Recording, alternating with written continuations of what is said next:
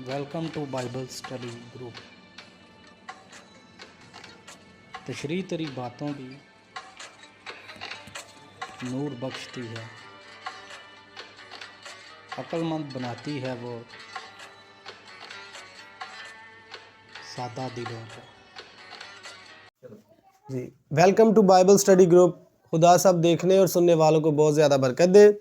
जी देखें कि दो नवंबर को मरहूमीन ईमानदारों की जो है वो ईद गुज़री है। तो ये हमारा एक प्रोग्राम था कि हम उस ईद पर प्रोग्राम करें, लेकिन कुछ वजूहात की वजह से हम वो नहीं कर सके। सो आज का हमारा टॉपिक है कि क्या हमें मरहूमीन ईमानदारों के लिए दुआ करनी चाहिए या नहीं।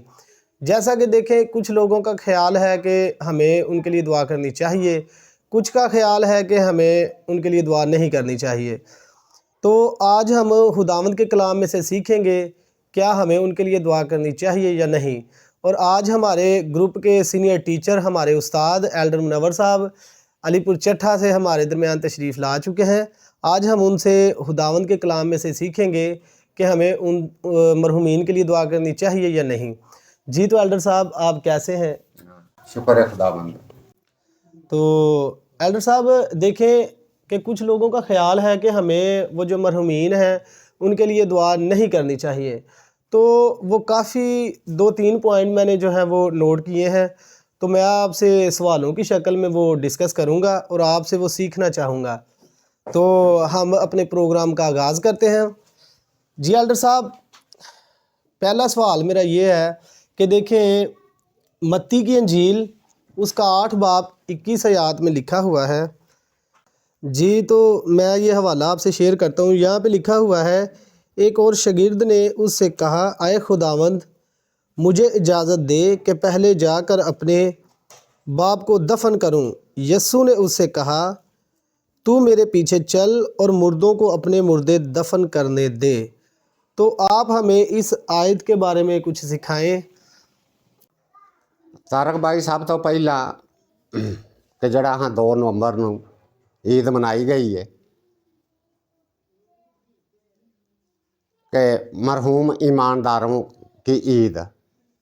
सब तो पहला असी मरहूम का महना वेखांगे कि मरहूम आंदे किनू ने। मरहूम का महना की है?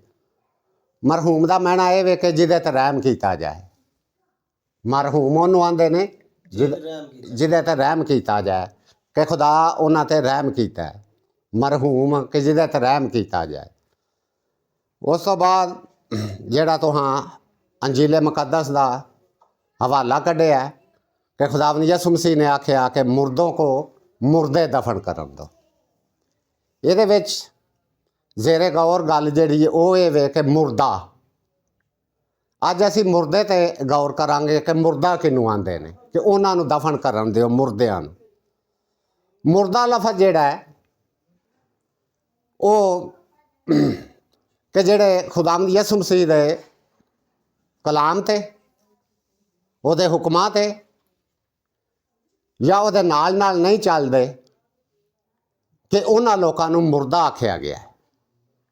इहदा मतलब ये नहीं कि जेड़ा भी खुदा दे विच सौ जांदा है कि असी उन्होंने दफनाइए ना, या उन्होंने मुर्दियां दफनाना है। मुर्दों को मुर्दे दफन करन दो। कि मुर्दा कि जेड़ा कोई भी इंसान है जेड़ा खुदा तो दूर है, उन्होंने मुर्दा आख्या गया। तो काफ़ी हवाला जात जेड़े ने वो पाए जाते हैं कि मकाशवा की किताब का मुतालिया करिए तो वो खुदा पे आंदा है कि तुसी कहलांदे ते जिंदा हो, लेकिन है तुसी मुर्दा। तो यदा मतलब ये वे कि जेड़े लोग खुदा का पाक कलाम नहीं पढ़ते, उहदे ते अमल नहीं करते, खुदा दे नाल नाल नहीं चलते, खुदा की पाक मर्जी नू पूरा नहीं करते, उन्होंने मुर्दा आख्या गया। बकाया गल रही कि खुदा पे आंदा कि तुसी कहलांदे ते जिंदा हो, लेकिन है मुर्दा। तो उन्हां लोकां नू आख्या गया कि जेड़े खुदा तो दूर ने, खुदा की पाक मर्जी दे मुताबक वो अपनी जिंदगी जिहड़ी है वो बसर नहीं करते। तो उन्हां लोकां नू मुर्दा आख्या गया है। तो उन्हां नू आख्या गया कि मुर्दियां नू ਮੁਰਦੇ ਦਫਨ ਜਿਹੜਾ ਹੈ ਉਹ ਕਰਨ ਦਿਓ। ਜੀ ਬਹੁਤ ਸ਼ੁਕਰੀਆ ਐਲਡਰ ਸਾਹਿਬ, ਸਾਨੂੰ ਬੜਾ ਮਜ਼ਾ ਆਇਆ। ਤੇ ਯਾਨੀ ਕਿ ਅਸੀਂ ਇਹ ਕਹਿ ਸਕਦੇ ਹਾਂ ਕਿ ਉਹ ਜਿਹੜੇ ਸ਼ਾਗਿਰਦ ਨੇ ਆਖਿਆ ਸੀ ਕਿ ਮੈਂ ਆਪਣੇ ਬਾਪ ਨੂੰ ਦਫਨ ਕਰਨ ਜਾਵਾਂ ਤੇ ਫਿਰ ਤੇਰੇ ਪਿੱਛੇ ਆਵਾਂ, ਯਾਨੀ ਕਿ ਉਹ ਉਸ ਵਕਤ ਜਿਹੜਾ ਉਹਦਾ ਬਾਪ ਸੀ ਉਹ ਖੁਦਾਵੰਦ ਯਿਸੂ ਮਸੀਹ ਦਾ ਫਾਲੋਵਰ ਤਾਂ ਨਹੀਂ ਸੀ, ਕੋਈ ਖੁਦਾ ਦਾ ਕੋਈ ਉਹ ਪੈਰੋਕਾਰ ਤਾਂ ਨਹੀਂ ਸੀ, ਯਾਨੀ ਕਿ ਉਹ ਮੁਰਦਾ ਸੀ ਜਿਹੜੇ ਖੁਦਾ ਨਾਲ ਨਹੀਂ ਚੱਲਦੇ। ਤੇ ਖੁਦਾਵੰਦ ਨੇ ਆਖਿਆ ਕਿ ਤੂੰ ਮੇਰੇ ਪਿੱਛੇ ਆ, ਮੇਰਾ ਪਾਕ ਕਲਾਮ ਸੁਣ, ਉਹਦੇ ਤੇ ਅਮਲ ਕਰ, ਮੇਰੇ ਨਾਲ ਚੱਲ। ਜੀ ਬਹੁਤ ਸ਼ੁਕਰੀਆ ਐਲਡਰ ਸਾਹਿਬ ਜੀ। ਸਰ ਮੇਰਾ ਅਗਲਾ ਹਵਾਲਾ ਤੁਹਾਡੇ ਨਾਲ ਇਹ ਵੇ ਕਿ ਪਲੂਸ ਰਸੂਲ ਦਾ ਹੱਥ ਤੇ ਰੋਮੀਓ ਦੀ ਕਲੀਸਿਆ ਦੇ ਨਾਂ 8 ਬਾਬ ਤੇ ਉਹਦੀ ਪਹਿਲੀ ਆਇਤ ਕਿ ਵੇਖੋ ਕੁਝ ਲੋਕ ਆਂਦੇ ਨੇ कि यह हवाला पढ़ने बस अब जो मसीह यसू में है उन पर सज़ा का हुक्म नहीं। कि वेखो कुछ लोग आते हैं कि पलूस रसूल आंदा है कि जिहड़े खुदावंद यसू मसीह दे विच ने उन्हां दे सज़ा का हुक्म ही नहीं, तो फिर वो असीं उन्हां वास्ते दुआवां काहदियां करने आ। तारक भाई बहुत खूबसूरत सवाल तुहां कीता है कि जिहड़े खुदावंद यसू मसीह दे विच ने उन्हां दा सज़ा का हुक्म नहीं। ये भी पहले सवाल दे नाल दा ही है। हाँ जी।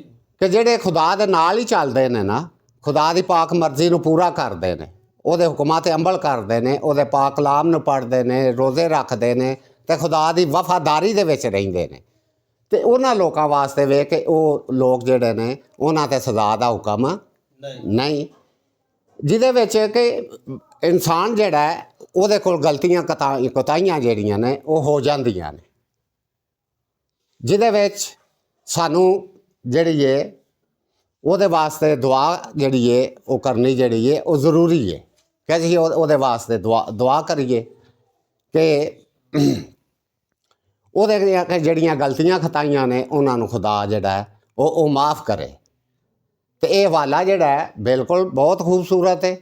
ਇਹਦੇ ਉੱਤੇ ਕਿ ਜਿਹੜਾ ਖੁਦਾ ਦੇ ਨਾਲ ਪੈਵਸਤ ਹੋ ਗਏ ਨੇ, ਖੁਦਾ ਦੇ ਨਾਲ ਚੱਲਦੇ ਨੇ ਤੇ ਖੁਦਾ ਦੀ ਪਾਕ ਮਰਜ਼ੀ ਨੂੰ ਪੂਰਾ ਕਰਦੇ ਨੇ, ਉਹਨਾਂ ਲੋਕਾਂ ਤੇ ਸਜ਼ਾ ਦਾ ਹੁਕਮ ਨਹੀਂ। ਤੇ ਮੁਕੱਦਸ ਪਲੂਸ ਯਕੂਬ ਦਾ ਖੱਤ ਪੜ੍ਹੀਏ ਤੇ ਉਹਦੇ 5ਵੇਂ ਬਾਬ ਦੀ ਆਖਰੀ ਐਤਾਂ ਦੇ ਵਿੱਚ ਲਿਖਿਆ ਹੈ ਕਿ ਤੁਸੀਂ ਇੱਕ ਦੂਸਰੇ ਵਾਸਤੇ ਦੁਆ ਕਰਨੀ है।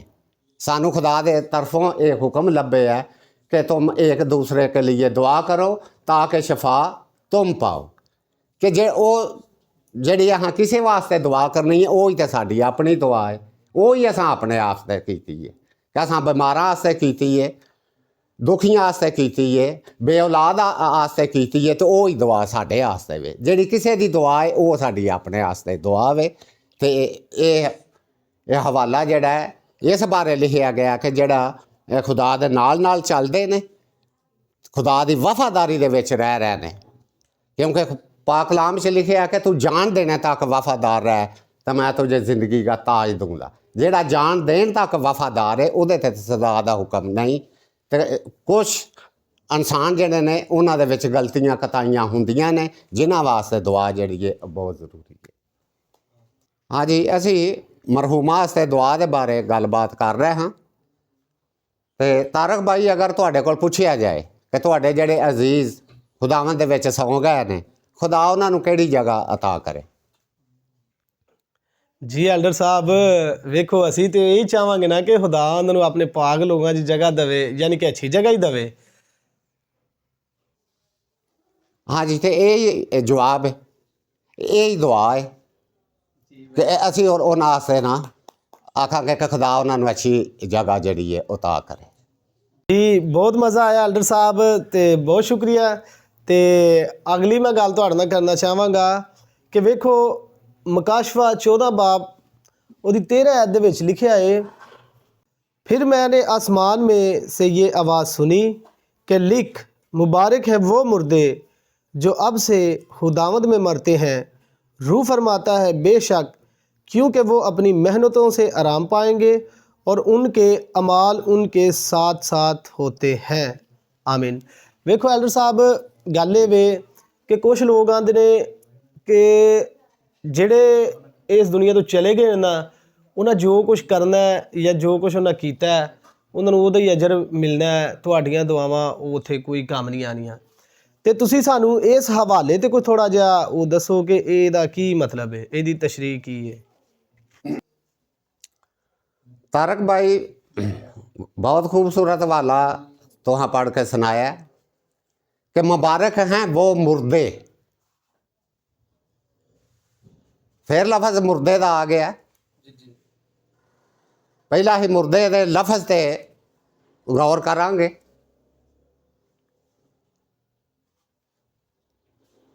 कलाम मुकद्दस के मुताबिक ਜਦੋਂ ਅਸੀਂ ਮੁਕੱਦਸ ਲੂਕਾ ਰਸੂਲ ਦੀ ਅੰਜੀਲ ਉਹਦਾ 20 ਬਾਬ ਤੇ ਉਹਦੀ 37 ਤੇ 38 ਐਤ ਪੜ੍ਹਨੇ ਆ ਨਾ, ਤੇ ਉਹਦੇ ਵਿੱਚ ਲਿਖਿਆ ਹੈ ਕਿ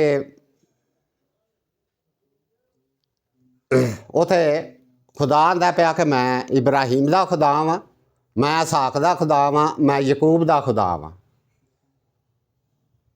ਮੈਂ ਮੁਰਦਿਆਂ ਦਾ ਖੁਦਾ ਨਹੀਂ, ਮੈਂ ਤਾਂ ਜ਼ਿੰਦਿਆਂ ਦਾ ਖੁਦਾ ਵਾਂ, ਕਿਉਂਕਿ ਮੇਰੀ ਨਿਗਾਹ ਦੇ ਵਿੱਚ ਸਾਰੇ जिंदा ने। मुबारक हैं वो मुर्दे कि जेड़े इथों टुर गए ने, कि जिन्हें अच्छे काम किए ने, जेड़े खुदा दे नाल नाल चले ने, जिन्हें ने खुदा की पाक मर्जी नूं पूरा किया, जिन्हें खुदा दे हुक्म मन्ने ने, जेड़े सारे खुदा की वफादारी दे विच रहे ने, वो उन्हां लोकां दी गल जिहड़ी है ना वो कीती गई है। असीं दुआ करने आ कि जेड़े बंदे दे विच कोई गलती कताई है ना, ਉਹਦੇ ਵਾਸਤੇ ਅਸੀਂ ਦੁਆ ਕਰਨੇ ਆ ਕਿ ਐ ਖੁਦਾਵੰਦਾ ਕਿ ਇਹਨੂੰ ਮਾफ़ ਕਰ ਦੇ। ਤੇ ਫਿਰ ਜਿਹੜਾ ਤੁਹਾਡੇ ਤੇ ਮੈਂ ਸਵਾਲ ਕੀਤਾ ਕਿ ਤੁਹਾਡੇ ਅਜ਼ੀਜ਼ ਜਿਹੜੇ ਨੇ ਉਹ ਇੱਥੋਂ ਟੁਰ ਗਏ ਨੇ, ਤੇ ਤੁਸੀਂ ਕੀ ਚਾਹੁੰਦੇ ਹੋ ਕਿ ਖੁਦਾ ਉਹਨਾਂ ਨੂੰ ਕਿਹੜੀ ਜਗ੍ਹਾ ਅਤਾ ਕਰੇ? ਤੇ ਤੁਸੀਂ ਆਖਿਆ ਕਿ ਅਸੀਂ ਤਾਂ ਇਹੀ ਆਖਾਂਗੇ ਕਿ ਖੁਦਾ ਉਹਨਾਂ ਨੂੰ ਅੱਛੀ ਜਗ੍ਹਾ ਅਤਾ ਕਰੇ, ਆਰਾਮ ਦੀ ਜਗ੍ਹਾ ਅਦਾ ਕਰੇ, ਉਹਨਾਂ ਨੂੰ ਬਰਗਜ਼ੀਦਿਆਂ ਦੇ ਗਰੋਹ ਦੇ ਵਿੱਚ ਸ਼ਾਮਲ ਕਰੇ। ਤੇ ਇਹ ਮੇਰੇ ਜੀਜੋ ਇਹ ਹੀ ਦੁਆ ਹੈ ਕਿ ਇਹਨੂੰ ਹੀ ਦੁਆ ਆਉਂਦੇ ਨੇ ਕਿ ਜਦੋਂ ਅਸੀਂ ਕਿਸੇ ਨੂੰ ਸਲਾਮ ਆਉਂਦੇ ਹਾਂ ਤਾਂ ਉਹਦਾ ਮੈਨਾ ਸਲਾਮਤੀ, ਕਿ ਤੇਰੀ ਸਲਾਮਤੀ ਹੋਵੇ, ਹਾਂ ਉਹਨੂੰ ਦੁਆ ਦਿੱਤੀ ਹੈ। ਤੇ ਇਸ ਵਾਸਤੇ ਕਿ ਜਦੋਂ ਸਾਡਾ ਇਹ ਇਰਾਦਾ ਹੈ, ਸਾਡਾ ਈਮਾਨ ਹੈ ਕਿ ਖੁਦਾ ਉਹਨਾਂ ਨੂੰ ਅੱਛੀ ਜਗ੍ਹਾ ਅਤਾ ਕਰੇ, ਤੇ ਉਹਦੇ ਵਿੱਚ ਹੀ ਇਹਨੂੰ ਹੀ ਦੁਆ ਆਖਿਆ ਜਾਂਦਾ ਹੈ ਕਿ ਅਸਾਂ ਉਹਨਾਂ ਵਾਸਤੇ ਦੁਆ ਗੋ ਹਾਂ ਕਿ ਖੁਦਾ ਉਹਨਾਂ ਨੂੰ ਅੱਛੀ ਜਗ੍ਹਾ ਜਿਹੜੀ ਹੈ ਅਤਾ ਕਰੇ। ਕਿ ਜਿਵੇਂ ਖੁਦਾਵੰਦ ਯਿਸੂ ਮਸੀਹ ਦੇ ਸ਼ਾਗਿਰਦ ਨੇ, ਰਸੂਲ ਨੇ, ਉਹ ਖੁਦਾ ਦੇ ਨਾਲ ਨਾਲ ਚੱਲੇ ਨੇ, ਉਹਨਾਂ ਬਹੁਤ ਦੁੱਖ ਤਕਲੀਫਾਂ ਚੱਲੀਆਂ ਨੇ, ਤੇ ਉਹ ਖੁਦਾ ਤੋਂ ਪਿਛਾ ਨਹੀਂ ਹੋਏ ਕਿ ਮੁਕੱਦਸ ਪੌਲੁਸ ਰਸੂਲ ਹੈ, ਇਹਨੂੰ ਸੰਸਾਰ ਕੀਤਾ ਗਿਆ, ਇਹਨੂੰ ਕੋੜੇ ਮਾਰੇ ਗਏ ਨੇ, ਲੇਕਿਨ ਇਹ ਖੁਦਾ ਦੇ ਨਾਲ ਨਾਲ ਰਿਹਾ, ਖੁਦਾ ਦੀ ਵਫਾਦਾਰੀ ਦੇ ਵਿੱਚ ਰਿਹਾ। ਤੇ ਇਹਨਾਂ ਜਿੰਨੇ ਵੀ ਮੁਕੱਦਸੀਨ ਹੋਏ ਨੇ ਖੁਦਾ ਦੇ ਨਾਲ ਨਾਲ ਚੱਲੇ ਨੇ, ਤੇ ਉਹਨਾਂ ਆਪਣੀਆਂ ਮਿਹਨਤਾਂ ਦਾ ਅਜਰ ਪਾਉਣਾ, ਤੇ ਖੁਦਾ ਉਹਨਾਂ ਨੂੰ ਉਹਨਾਂ ਦੀ ਮਿਹਨਤ ਦਾ ਅਜਰ ਦੇਣਾ ਕਿ ਉਹਨਾਂ ਖੁਦਾ ਦੇ ਨਾਲ ਵਫਾਦਾਰੀ ਕੀਤੀ ਹੈ।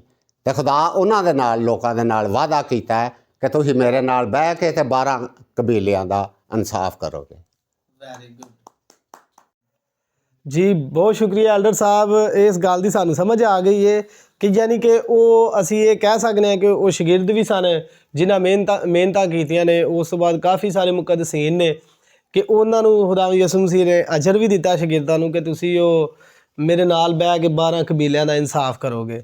ਜੀ ਬਹੁਤ ਸ਼ੁਕਰੀਆ ਐਲਡਰ ਸਾਹਿਬ ਜੀ। ਯਾਨੀ ਕਿ ਆਮ ਬੰਦੇ ਆਸੇ ਉਹ ਵੇਖੋ, ਅਸੀਂ ਜਿਵੇਂ ਫਾਰ ਐਗਜ਼ਾਮਪਲ ਅਸੀਂ ਤੇ ਉਹ ਹਿਸਾਬ ਦੀਆਂ ਮਿਹਨਤਾਂ ਨਹੀਂ ਕੀਤੀਆਂ, ਤੇ ਉਹ ਇਸ ਵਜ੍ਹਾ ਤੋਂ ਕਿ ਵੇਖੋ ਅਸੀਂ ਆਮ ਬੰਦੇ ਤੇ ਨਹੀਂ ਉਹਨਾਂ ਦੀਆਂ ਮਿਹਨਤਾਂ ਕੀਤੀਆਂ ਹੈ, ਤੇ ਆਮ ਬੰਦੇ ਕੋਲੋਂ ਗਲਤੀਆਂ ਹਤਾਵਾਂ ਵੀ ਹੁੰਦੀਆਂ ਨੇ, ਤੇ ਅਸੀਂ ਉਹ ਆਮ ਬੰਦੇ ਆਸੇ ਦੁਆ ਕਰ ਸਕਦੇ ਹਾਂ, ਤੇ ਖੁਦਾ ਨੇ ਸਾਨੂੰ ਕਿਧਰੇ ਮਨਾ ਨਹੀਂ ਕੀਤਾ ਕਿ ਤੁਸੀਂ ਦੁਆ ਨਹੀਂ ਕਰਨੀ। ਬਹੁਤ ਸ਼ੁਕਰੀਆ ਐਲਡਰ ਸਾਹਿਬ ਜੀ। ਐਲਡਰ ਸਾਹਿਬ, ਮੇਰਾ ਅਗਲਾ ਸਵਾਲ ਇਹ ਵੇ ਕਿ ਕੁਛ ਲੋਕ ਆਉਂਦੇ ਨੇ ਕਿ ਸਾਨੂੰ ਕਬਰਾਂ 'ਤੇ ਨਹੀਂ ਜਾਣਾ ਚਾਹੀਦਾ, ਤੇ ਉਹ ਤੁਸੀਂ ਸਾਨੂੰ ਇਸ ਬਾਰੇ ਦੱਸੋ ਕਿ ਸਾਨੂੰ ਕਬਰਸਤਾਨ ਜਾਣਾ ਚਾਹੀਦਾ ਹੈ ਜਾਂ ਨਹੀਂ। क्या तारक भाई, बहुत अच्छा क्वेश्चन है। खुदा दे पाक कलाम दे विचों ਜਦੋਂ ਜ਼ਬੂਰ 139 ਅਸੀਂ ਪੜ੍ਹਨੇ ਆ ਨਾ, ਤੇ ਉਹਦੇ ਵਿੱਚ ਲਿਖਿਆ ਕਿ ਖੁਦਾਇਆ ਤੇਰੀ ਰੂਹ ਤੋਂ ਮੈਂ ਬਲਾ ਨੱਸ ਕੇ ਕਿੱਧਰ ਜਾਵਾਂ, ਹਜ਼ੂਰੀ ਤੇਰੀ ਨੂੰ ਛੱਡ ਕੇ ਮੈਂ ਕਿਹੜੀ ਤਰਫ ਨੂੰ ਨਸਾਂ। ਕਿ ਖੁਦਾ ਜਿਹੜਾ ਹੈ ਉਹ ਹਰ ਜਗ੍ਹਾ ਮੌਜੂਦ ਹੈ, ਤੇ ਅਸਾਂ ਦੁਆ ਜਿਹੜੀ ਹੈ ਖੁਦਾ ਦੇ ਕੋਲ ਕਰਨੀ ਹੈ ਜਦੋਂ ਅਸੀਂ ਕਬਰਸਤਾਨ ਜਾਣਾ ਹੈ ਤੇ ਉੱਥੇ ਵੀ ਖੁਦਾ ਹੈ, ਕਬਰ ਦੇ ਉੱਤੇ ਜਾਣਾ ਹੈ ਤੇ ਉੱਥੇ ਵੀ ਖੁਦਾ ਹੈ। ਸਾਨੂੰ ਉੱਥੇ ਜਾਣਾ ਚਾਹੀਦਾ ਹੈ ਤੇ ਸਾਨੂੰ ਆਪਣੇ ਅਜ਼ੀਜ਼ਾਂ ਦੀਆਂ ਜਿਹੜੀਆਂ ਕਬਰਾਂ ਨੇ ਉਹਨਾਂ ਨੂੰ ਮੁਰੰਮਤ ਕਰਨਾ ਚਾਹੀਦਾ ਹੈ, ਤਾਂ ਕਿ ਸਾਡੀ ਇੱਕ ਯਾਦਗਿਰੀ ਰਵੇ ਕਿ ਅਸੀਂ ਉਹਨਾਂ ਨੂੰ, ਆਪਣੇ ਅਜ਼ੀਜ਼ਾਂ ਨੂੰ ਜਿਹੜਾ ਨਾ ਕਦੀ ਵੀ ਭੁੱਲ ਨਾ ਸਕੀਏ ਕਿ ਇਹ ਸਾਡੇ ਫਲਾਣੇ ਅਜ਼ੀਜ਼ ਦੀ ਕਬਰ ਹੈ, ਇਹ ਸਾਡੇ ਫਲਾਣੇ ਅਜ਼ੀਜ਼ ਦੀ ਕਬਰ ਹੈ। ਉਹ ਇੱਕ ਯਾਦਗਾਰ ਹੈ ਕਿ ਜਦੋਂ ਅਸਾਂ ਕਬਰਾਂ 'ਤੇ ਜਾਣਾ ਹੈ ਤੇ ਅਸੀਂ ਉੱਥੇ ਦੁਆ ਵੀ ਕਰ ਸਕਨੇ ਹਾਂ ਤੇ ਉੱਥੇ ਵੀ ਖੁਦਾ ਮੌਜੂਦ ਹੈ ਤੇ ਦੁਆ ਅਸਾਂ ਖੁਦਾ ਕੋਲੋਂ ਕਰਨੀ ਹੈ। ਤੇ ਉਹ ਕਬਰਾਂ ਦੀ ਨਿਗਰਾਨੀ ਵੀ ਐਸਾ ਕਰਨੀ ਹੈ ਕਿ ਨਹਿਮੀਆਂ ਨਬੀ ਜਦੋਂ ਬਾਬਲ ਦੇ ਵਿੱਚ ਗੁਲਾਮੀ ਦੇ ਵਿੱਚ ਤੇ ਉਹਨੇ ਵੀ ਬਾਦਸ਼ਾਹ ਦੇ ਅੱਗੇ ਉਹਨੂੰ ਬਹੁਤ ਅੱਛੀ ਨੌਕਰੀ ਮਿਲੀ ਹੈ ਤੇ ਉੱਥੇ ਵੀ ਉਹਨੇ ਇਜਾਜ਼ਤ ਆਖੀ ਹੈ ਕਿ ਅਗਰ ਤੂੰ, ਮੈਂ ਤੇਰੀ ਨਜ਼ਰ ਦੇ ਵਿੱਚ ਮਕਬੂਲ ਹਾਂ ਤੇ ਮੈਨੂੰ ਇਜਾਜ਼ਤ ਦੇ, ਮੈਂ ਆਪਣੇ ਬਾਪ ਦਾਦੇ ਦੀਆਂ ਕਬਰਾਂ ਨੂੰ ਜਾ ਕੇ ਤੇ ਮੁਰੰਮਤ ਕਰ ਲਾ ਕਿ ਇੰਨਾ ਅਰਸਾ ਹੋ ਗਿਆ। ਤੇ ਉਹਨੇ ਵੀ ਇਹ ਕਬਰਾਂ ਦਾ ਜ਼ਿਕਰ ਕੀਤਾ ਕਿ ਮੈਂ ਜਾ ਕੇ ਆਪਣੇ ਬਾਪ ਦਾਦੇ ਦੀਆਂ ਕਬਰਾਂ ਨੂੰ ਮੁਰੰਮਤ ਕਰਾਂ। ਜੀ ਐਲਡਰ ਸਾਹਿਬ, ਇਹਦਾ ਤੁਸੀਂ ਸਾਨੂੰ ਹਵਾਲਾ ਦਿਓ, ਅਸੀਂ ਪੜ੍ਹਨਾ ਚਾਹਾਂਗੇ। ਨਹਿਮੀਆਂ 2 ਬਾਬ। जी एल्डर साहब, तुसां 2 बाब ते पहली आयत तो स्टार्ट करने वास्ते आख्या। अरतखश्ता बादशाह के 20वें बरस निसान के महीने में जब मैं उसके आगे थी तो मैं उठाकर बादशाह को दी, और इससे पहले मैं कभी उसके हजूर उदास नहीं हुआ था। सो बादशाह ने मुझसे कहा, तेरा चेहरा क्यों उदास है, बावजूद ये कि तू बीमार नहीं, बस ये दिल के गम के सिवा और कुछ ना होगा। तब मैं बहुत डर गया और मैंने बादशाह से कहा कि बादशाह हमेशा जीता रहे, मेरा चेहरा उदास क्यों ना हो, जबकि वो शहर जहाँ मेरे बाप दादा की कब्रें हैं उजाड़ पड़ा है और उसके फाटक आग से जले हुए हैं। बादशाह ने मुझसे फरमाया, किस बात के लिए तेरी दरख्वास्त है? तब मैंने आसमान के खुदा से दुआ की। फिर मैंने बादशाह से कहा, अगर बादशाह की मर्ज़ी हो और अगर तेरे हादम पर तेरे करम की नज़र है तो तू मुझे यहूदा में मेरे बाप दादा की कब्रों के शहर को भेज दे ताकि मैं उसे तामीर करूं। आमीन आमीन। जी एल्डर साहब, ਇਹ ਸਾਡੇ ਕੋਲ ਉਹ ਠੋਸ ਸਬੂਤ ਹੈ, ਯਾਨੀ ਕਿ ਪੱਕਾ ਹੋ ਗਿਆ ਕਿ ਇਹ ਕਲਾਮੇ ਮੁਕੱਦਸ ਦਾ ਹਵਾਲਾ ਹੈ। ਤਾਰਕ ਭਾਈ, ਇਹ ਨਹਿਮੀਆਂ ਨਬੀ ਦਾ ਸਹੀਫਾ, ਉਹਦਾ 2 ਬਾਬ, ਉਹਦੀਆਂ ਪਹਿਲੀ ਆਇਤ ਤੋਂ ਲਾ ਕੇ ਤੇ 4-5 ਆਇਤਾਂ ਜਦੋਂ ਪੜ੍ਹਨੇ ਆ ਤੇ ਸਾਨੂੰ ਸਾਰੀ ਗੱਲ ਦੀ ਇਹ ਸਮਝ ਆ ਗਈ ਹੈ ਕਿ ਨਹਿਮੀਆਂ ਨਬੀ ਜਿਹੜਾ ਹੈ ਬਾਦਸ਼ਾਹ ਦੇ ਅੱਗੇ ਮੁਲਾਜ਼ਮ ਹੈ ਤੇ ਬਾਦਸ਼ਾਹ ਉਹਦੇ ਨਾਲ ਗੱਲ ਕਰਦਾ ਕਿ ਤੂੰ ਅੱਜ ਉਦਾਸ ਹੈ, ਤੂੰ ਬਿਮਾਰ ਵੀ ਨਹੀਂ ਤੇ ਅੱਜ ਉਦਾਸ ਹੈ ਤੇ ਕਿਹੜੀ ਤੈਨੂੰ ਪਰੇਸ਼ਾਨੀ ਹੈ। ਤੇ ਉਹਨੇ ਵੀ ਬਾਦਸ਼ਾਹ ਦੇ ਅੱਗੇ ਇਹ ਗੱਲ ਕੀਤੀ ਕਿ ਅਗਰ ਮੈਂ ਤੇਰੀ ਨਜ਼ਰ ਦੇ ਵਿੱਚ ਮਕਬੂਲੀਅਤ ਪਾਈ ਹੈ ਤੇ ਮੈਨੂੰ ਇਜਾਜ਼ਤ ਦੇ ਕਿ ਮੈਂ ਜਾ ਕੇ ਆਪਣੇ ਬਾਪ ਦਾਦੇ ਦੀਆਂ ਕਬਰਾਂ ਨੂੰ ਇਹ ਜਿਹੜਾ ਮੁਰੰਮਤ ਕਰਾਂ ਜੋ ਕਿ ਵੀਰਾਨ ਹੋ ਗਈਆਂ ਨੇ।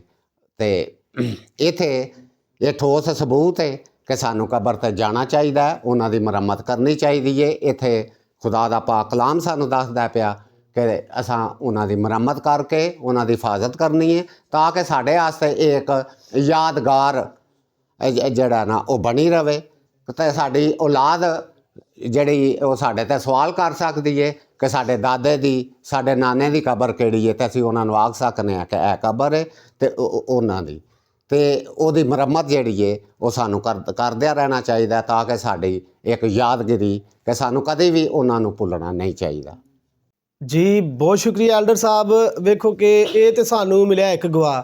ਕੁਝ ਲੋਕ ਆਂਦੇ ਨੇ ਜੀ ਇਹ ਤੇ ਉਹ ਸ਼ਰੀਅਤ ਦੀ ਗੱਲ ਹੈ, ਸਾਨੂੰ ਕੋਈ ਨਵੇਂ ਅਹਿਦਨਾਮੇ 'ਚ ਦੱਸੋ, ਤੇ ਤੁਸੀਂ ਹੁਣ ਸਾਨੂੰ ਉਹ ਨਵੇਂ ਅਹਿਦਨਾਮੇ 'ਚ ਵੀ ਕੋਈ ਸਬੂਤ ਦੇਵੋ ਕਿ ਸਾਨੂੰ ਕਬਰ ਬਣਾਉਣੀ ਚਾਹੀਦੀ ਹੈ ਜਾਂ ਉਹ ਵੇਖੋ ਤੁਸੀਂ ਆਖਿਆ ਕਿ ਮੁਰੰਮਤ ਕਰਨੀ ਚਾਹੀਦੀ ਹੈ, ਤੇ ਉਹ ਸਾਨੂੰ ਨਵੇਂ ਅਹਿਦਨਾਮੇ 'ਚੋਂ ਦੱਸੋਗੇ ਕਿ ਉਹ ਸਾਨੂੰ ਕਬਰ ਬਣਾਉਣੀ ਚਾਹੀਦੀ ਹੈ ਜਾਂ ਨਹੀਂ।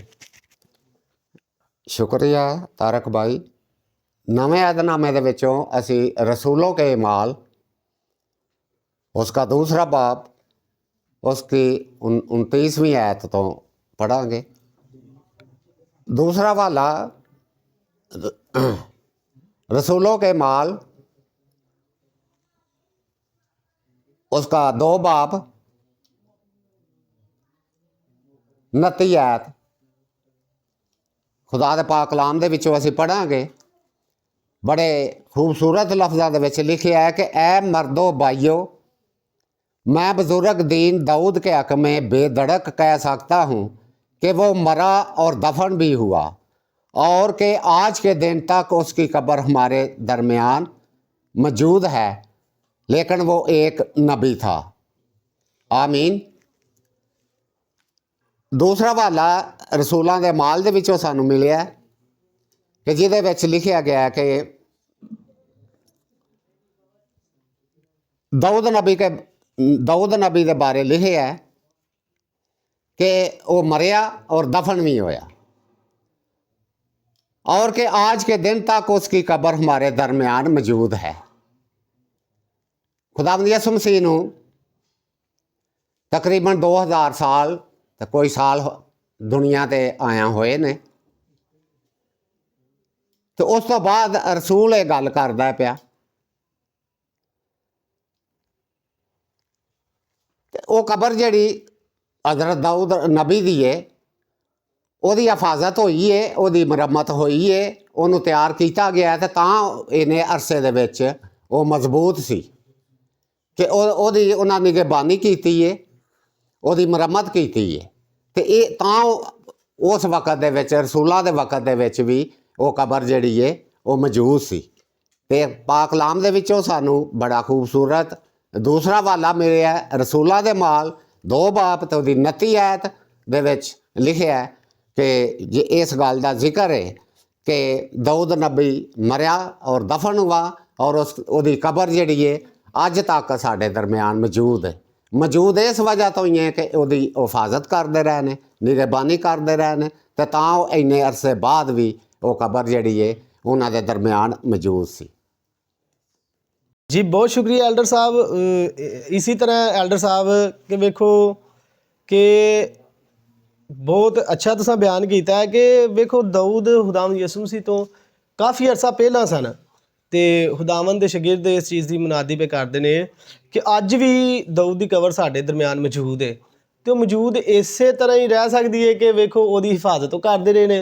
अज असी वो 1 साल कब्रस्तान ना जाइए तो बारिशों के नाल जिहड़ा ना वो कब्रां बराबर हो जांदी ने, तो दाऊद की कब्र इसे तो ही फिर वो मौजूद है, यानी कि खुदावंद यसू मसीह तो इन्नी देर पहला ने। तो नाजरीन आज का हमारा प्रोग्राम अख्ताम को पहुंचा, तो ये हमारा तारफ़ी प्रोग्राम था कि देखें इसमें हमने यही बात सीखा है कि हमें मरहुमीन के लिए दुआ करनी चाहिए या नहीं करनी चाहिए, कब्रिस्तान जाना चाहिए या नहीं जाना चाहिए। ये हमारा पार्ट 1 है, और बहुत जल्द हम आपके लिए पार्ट 2 लेकर आएंगे, क्योंकि हम इसमें हवाला जात के अंदर नहीं गए, तो दूसरे पार्ट में हम सब हवाला जात शेयर करेंगे कि हमें दुआ करनी चाहिए, अगर चाहिए तो क्यों करनी चाहिए, उसकी वजह बताएंगे। सो हमारे साथ जुड़े रहने के लिए हमारे चैनल को लाइक और सब्सक्राइब करें, और घंटी के निशान को दबाना ना भूलिएगा, ताकि हमारी हर आने वाली वीडियो आप तक पहुंच सके।